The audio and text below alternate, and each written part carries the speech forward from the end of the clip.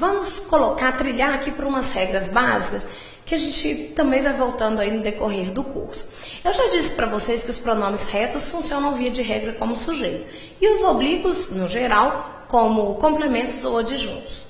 Dentro disso aí, vocês precisam saber que o lhe e o lhes, quando complementos, são sempre objetos indiretos.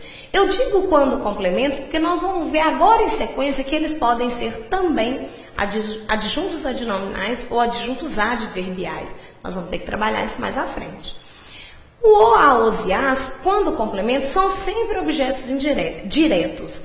Então, isso tem que saber no fundo do coraçãozinho de vocês, sem pestanejar. Lhe e lhes, se complementos, sempre indiretos. É como se fosse sinônimo de a você.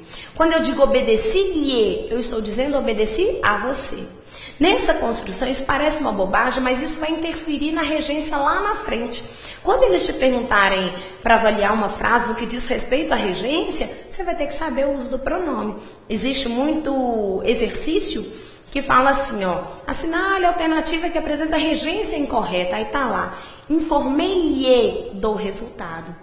Isso seria um erro gramatical. Por quê? Porque o verbo informar, ele pede dois complementos.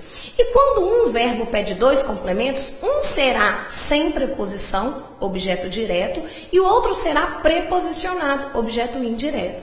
Quando eu falo informei-lhe do resultado, eu usei dois objetos indiretos. O lhe, na regra ali, ele é objeto indireto, e o do resultado, a preposição de aí, antes de resultado. Dessa forma, sabendo que o lhe é sempre objeto indireto, eu deveria usar informei-o do resultado.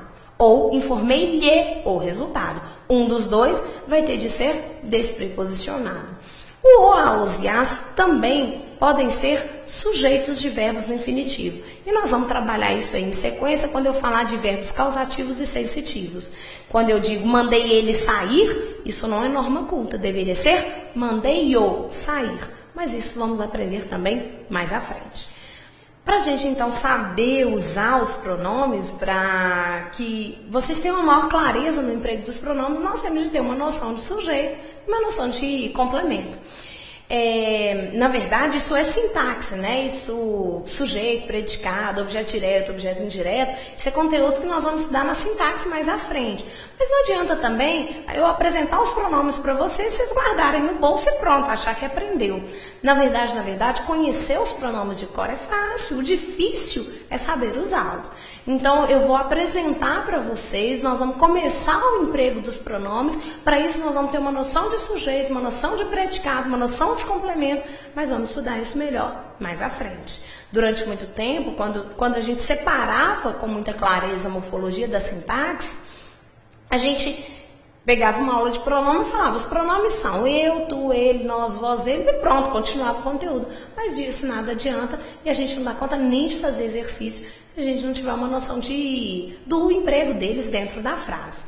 Então vamos começar aí com uma frase tranquilinha, uma frase bem tradicionalzinha. O filho da vizinha visitava seu pai. A primeira coisa que a gente acha numa frase seria o verbo. Já que essa aí, desde o início, no início do nosso curso, eu disse para vocês que a gente ia trabalhar com frases verbais, que é o verbo direcionaria a nossa análise.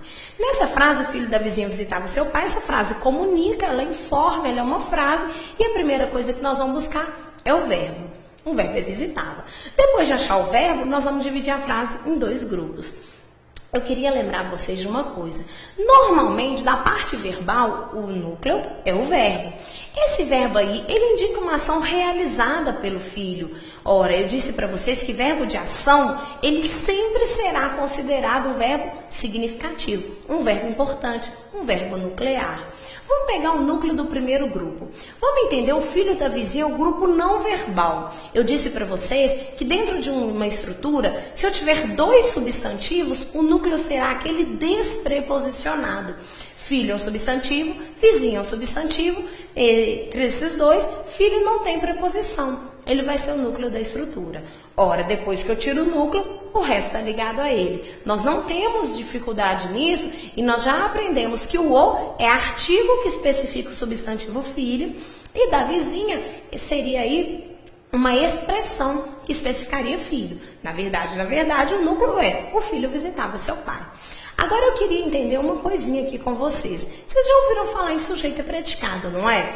Quando eu divido essa frase em dois grupos, o grupo verbal do grupo não verbal, eu na verdade estou dividindo essa frase em sujeito e predicado.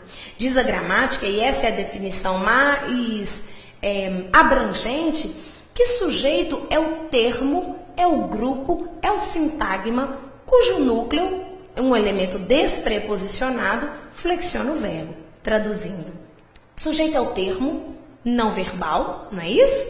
Cujo núcleo, cujo elemento despreposicionado é responsável pela flexão do verbo. Sujeito é o termo cujo núcleo sem preposição flexiona o verbo. Quem que é o sujeito aí? O filho da vizinha, já que o núcleo filho flexiona, é responsável pela flexão, pela concordância com o verbo. Fato é que se eu colocasse filhos, seria visitavam. Dessa forma, a gente tem aí a definição de sujeito.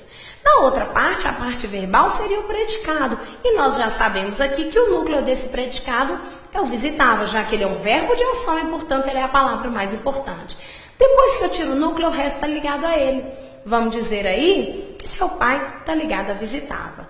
Agora, essa noção agora de complemento, que nós vamos começar aqui agora, vamos ver se vocês já ouviram falar. Vocês já ouviram falar assim, olha, o verbo comprar, ele é um verbo transitivo direto, ele precisa de um complemento para restringir sua significação. Como assim?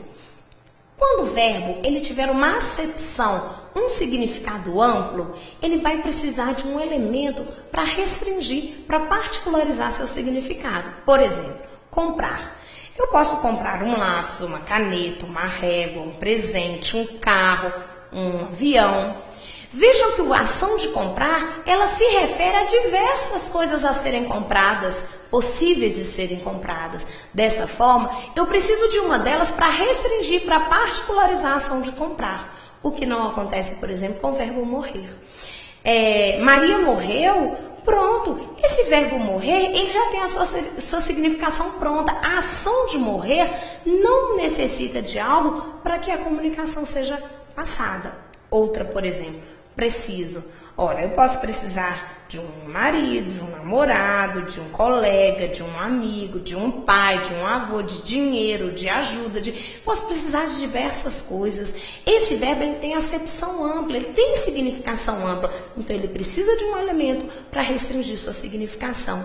Isso é o complemento verbal. Nós vamos aprender mais à frente que completar é algo necessário. Ora, quando um namorado vira para namorado e fala, meu amor, você me completa. É porque ela é importante, é porque ela é um pedaço dele. Sem ela, ele não existe. Essa seria, teoricamente, a definição. Dentro dessa frase, quando eu falo, o filho da vizinha visitava, ora, esse verbo, ele tem acepção ampla. Quem visita vai visitar alguém. A ação de visitar necessita de algo ou alguém a ser visitado para que ela seja entendida. Dessa forma, esse verbo precisa, necessita de um complemento. Seu pai aí, nessa construção, ele é um elemento que completa o sentido do verbo, que restringe, que particulariza a significação do verbo. Ele é o complemento verbal. Agora vamos parar por aí e vamos pegar o emprego do pronome. Lembra que os pronomes retos são aqueles que funcionam como sujeito? Se eu quiser substituir esse nome, filho, por um pronome, eu posso? Ora, está na definição de pronome que pronome substitui o nome. Se eu quiser substituir o filho da vizinha, filho, que é um nome por um pronome, é possível e ficaria como? Ele visitava seu pai. A gente pode perceber que o filho da vizinha, o termo, o sujeito foi substituído pelo pronome ele, que é um pronome reto. Nós acabamos de dizer que os pronomes retos funcionam, na regra geral, como sujeito, certo?